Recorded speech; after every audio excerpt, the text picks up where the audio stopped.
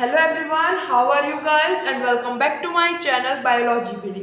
Today's is the fifth lecture of this chapter. ठीक है, fourth lecture short था जिसमें हमने एक्वायर्ड इम्यूनिटी का इंट्रोडक्शन टाइप से देखे थे और यहाँ तक कंप्लीट हो चुका था, यहाँ तक का पैरा. ऑलराइट, और this is recommended to you. You have to NCERT with you guys, because of if you have the NCERT with you, that's very helpful and you have to do this highlighters.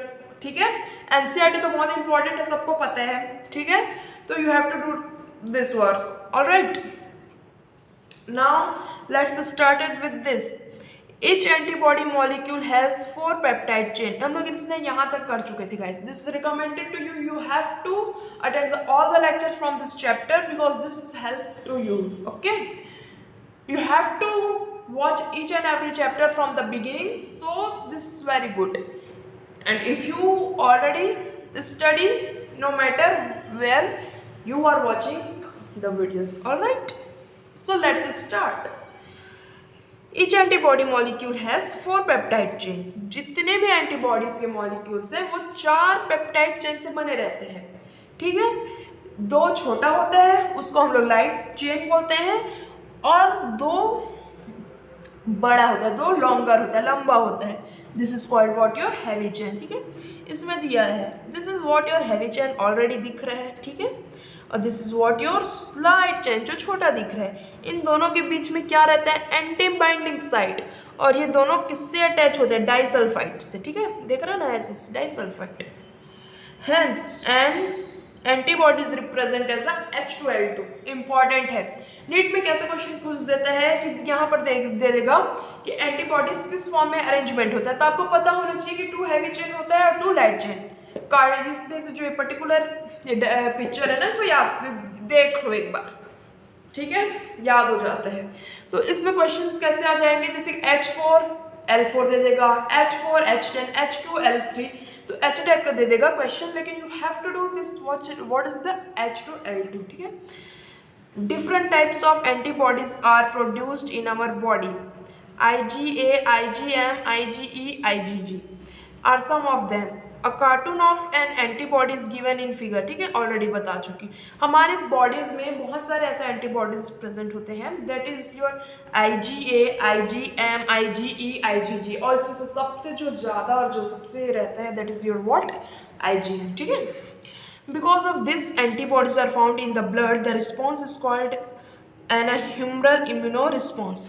देखो, जो ये antibodies है वो हमारे blood में मिला जाता है. ठीक है, और इस रिस्पॉन्स को ह्यूमरल इम्यून रिस्पॉन्स भी बोला जाता है. ठीक है, this is one of the 2 types of our acquired immune response antibody mediated. ठीक है, the second type is called the cell mediated immune response और द सेल मेडिएटेड इम्यूनिटी. अब जो सेकेंड टाइप्स की जो इम्यूनिटी होते हैं, ठीक है, जो सेल्स में प्रेजेंट होता है उसको क्या बोला जाता है? That is what your cell mediated immunity. जो ब्लड में एंटीबॉडीज प्रेजेंट होगा that is what your humoral immune response. जो सेल में होगा that is your cell mediated immunity. The T lymphocyte mediated CMI. Very often when some human organ like eye, liver, kidney fail to function satisfactory, transplant in only remedy to enable patient to live a normal life. Then search begins to find the suitable donor. अब जो organs है जैसे कि heart है, हो गया आई हो गया, लिवर हो गया, ये सब अगर फंक्शन करने में फेल हो जाता है तो उसको ट्रांसप्लांटेशन के लिए ज़रूरत पड़ता है. ठीक है, क्यों? पीपल नॉर्मल लाइफ जिए करके. और इसको देखो, अब इससे हम लोग को ये पता चलता है कि ऑर्गन्स जब ट्रांसप्लांट होता है ना तो हमारे इम्यूनिटी को घटाया जाता है. और इम्यूनिटी घटाने के लिए जो सबसे इम्पॉर्टेंट हम लोग कहाँ पढ़े थे? Microbes in human welfare. That is what your cyclosporin A. ठीक है, सारे चैप्टर्स लिंक है. एक चैप्टर पढ़ोगे दूसरे चैप्टर का क्वेश्चन आएगा, उस चैप्टर का क्वेश्चन आएगा. ठीक है, graft from any source animal. अब देखो इस पर्टिकुलर ऑर्गन सॉरी चैप्टर इसमें दिया है पैराग्राफ में कि जो ब्लड ग्रुप्स है वो मैचिंग होता है कि नहीं होता है. ये ट्रांसप्लांट होता है कि नहीं, ठीक है। जो ब्लड ग्रुप मैचिंग होने का बात आता है, तो जैसे कि ब्लड ग्रुप ए है, तो ब्लड ग्रुप ए में हम लोग किसको देंगे, इसको तो बेसिकली आप लोगों ने प्रिंसिपल ऑफ इनहेरिटेंस में देख लिया था, पर यहाँ पर मैं थोड़ा सा पॉइंट बता देती हूँ। देखो, ब्लड ग्रुप ए है तो सिर्फ ए और ओ ही इसको डोनेट करेगा। अगर बी डोनेट करेगा तो क्या हो जाएगा, क्लम्पिंग हो जाएगा, ठीक है। ब्लड में क्लम्पिंग हो जाएगा और रिजेक्शन हो जाएगा, उसके अगेंस्ट एंटीबॉडीज आएगा जो हमारे ए एंटीजेंस को ख़राब करने के लिए रहते हैं, ठीक है। और जो भी ऑर्गन ट्रांसप्लांट होता है तो वो रिजेक्शन और नॉन रिजेक्शन के लिए हमारे बॉडी में ऐसा रहता है कि हम लोग नॉन सेल्फ और सेल को पता लगाया जा सकता है हमारे बॉडी में। ये होता है cell mediated immune response and responsible for the graft and rejection, ठीक है।